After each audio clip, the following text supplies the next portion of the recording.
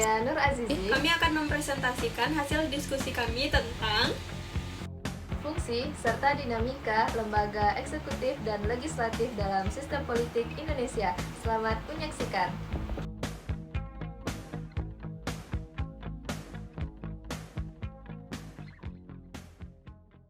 Pada bagian pendahuluan ini, kami akan membahas tentang peran penting lembaga-lembaga negara dalam sistem politik Indonesia. Seperti yang kita tahu, lembaga-lembaga negara memiliki fungsi utama untuk menjaga keseimbangan kekuasaan dan mewujudkan tujuan negara. Dua lembaga yang berperan besar dalam sistem ini adalah lembaga legislatif dan lembaga eksekutif. Lembaga legislatif memiliki tugas untuk membuat undang-undang serta mengawasi jalannya pemerintahan. Sementara itu, lembaga eksekutif berfungsi untuk melaksanakan undang-undang dan menjalankan kebijakan publik. Hubungan antara kedua lembaga ini harus berjalan seimbang dan harmonis agar tercipta sistem pemerintahan yang demokratis, transparan, dan bertanggung jawab. Melalui kerjasama yang baik antara legislatif dan eksekutif, arah pembangunan nasional diharapkan dapat berjalan sesuai dengan kepentingan rakyat dan nilai-nilai konstitusi Indonesia. Jadi, apa itu lembaga eksekutif?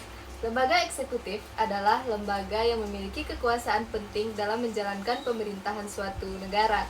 Lembaga ini memegang peranan yang paling besar dalam melaksanakan berbagai fungsi pemerintahan dibandingkan dengan lembaga-lembaga lainnya. Karena kekuasaannya yang luas, posisi di lembaga eksekutif seringkali menjadi pusat perhatian dan perebutan dalam sistem politik. Nah, apa saja sih yang termasuk ke dalam lembaga eksekutif ini?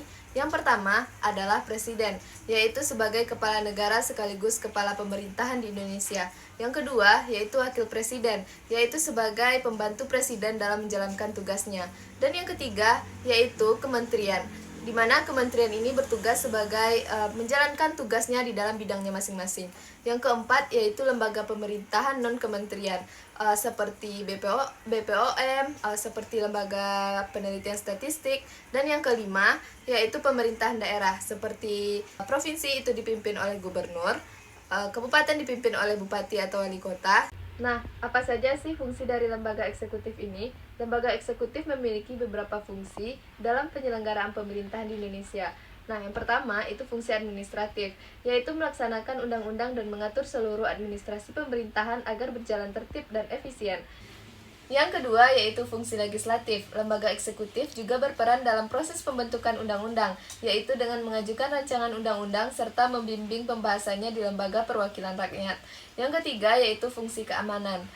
Menjalankan tugas untuk mengatur kepolisian dan pengangkatan bersenjata serta menjaga pertahanan dan keamanan negara. Yang keempat yaitu fungsi yudikatif, yaitu memberikan grasi, amnesti, abolisi, dan rehabilitasi kepada warga negara sesuai ketentuan hukum yang berlaku. Yang kelima yaitu fungsi diplomatik, menjalin dan menyelenggarakan hubungan luar negeri, termasuk membuat perjanjian dengan negara lain. Jadi, secara keseluruhan, lembaga eksekutif berperan penting dalam menjalankan pemerintahan, menjaga keamanan, dan menjalin hubungan internasional. Selanjutnya, kita masuk ke pembahasan tentang lembaga legislatif.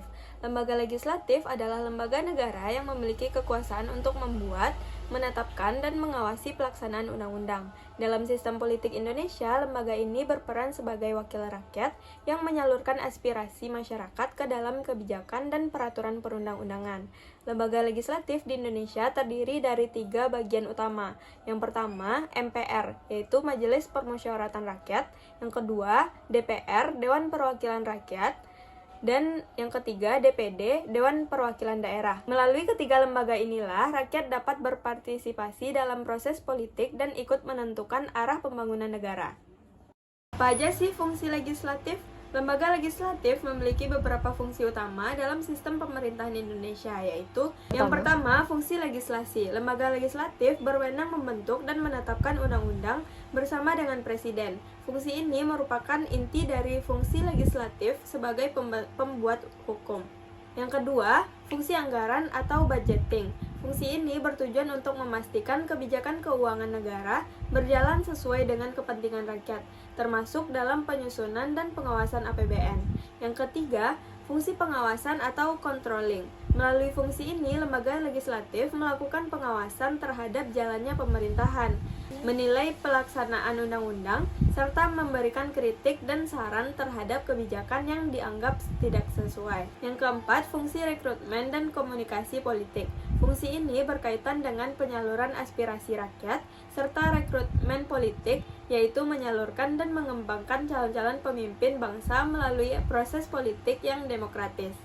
Jadi, secara keseluruhan, lembaga legislatif berperan penting dalam membuat kebijakan, mengawasi pemerintahan, dan menjadi penghubung antara rakyat dan negara.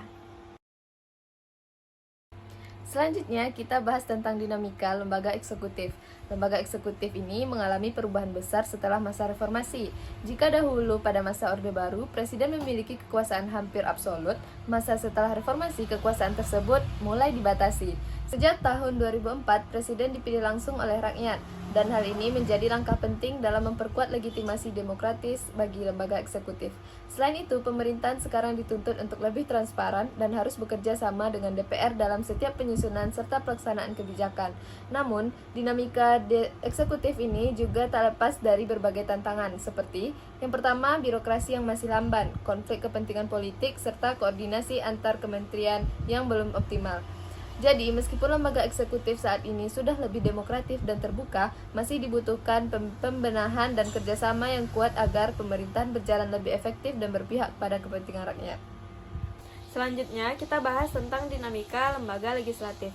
Sebelum masa reformasi, DPR berada di bawah kendali eksekutif, yaitu Presiden. Artinya, peran DPR saat itu masih sangat terbatas dan kurang mandiri.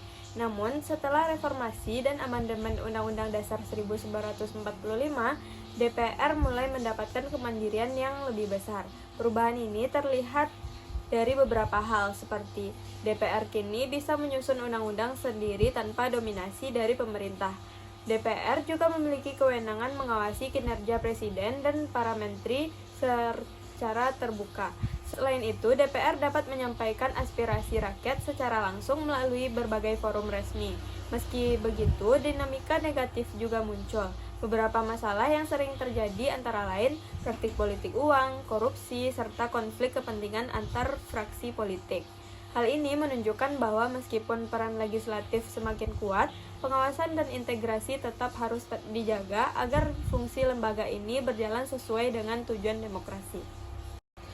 Lalu, apa sih sebenarnya dampak dari dinamika antara lembaga eksekutif dan legislatif ini? Secara positif, dinamika tersebut membawa beberapa perubahan besar. Yang pertama yaitu meningkatnya partisipasi politik rakyat, terutama melalui pemilihan umum secara langsung.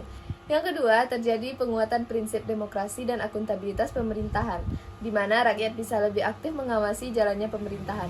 Namun, di sisi lain, dinamika ini juga menimbulkan beberapa tantangan baru seperti politik transaksional, praktik korupsi, dan dominasi kepentingan partai dalam proses legitimasi maupun pemerintahan. Jadi, dapat kita simpulkan bahwasanya meskipun reformasi membawa banyak kemajuan demokrasi, masih diperlukan komitmen dan integrasi dari semua pihak agar hubungan antara eksekutif dan legislatif benar-benar berjalan untuk kepentingan rakyat, bukan kepentingan politik semata. Sebagai penutup, dapat kami simpulkan bahwa lembaga legislatif dan eksekutif memiliki peran yang sangat penting dalam sistem politik Indonesia. Lembaga legislatif berfungsi untuk membuat dan mengawasi pelaksanaan undang-undang, sementara lembaga eksekutif bertugas untuk menjalankan kebijakan pemerintahan. Setelah masa reformasi, hubungan antara kedua lembaga ini menjadi lebih seimbang, terbuka, dan saling mengawasi. Namun, masih ada beberapa tantangan yang perlu dihadapi, seperti kepentingan politik dan lemahnya koordinasi antar lembaga.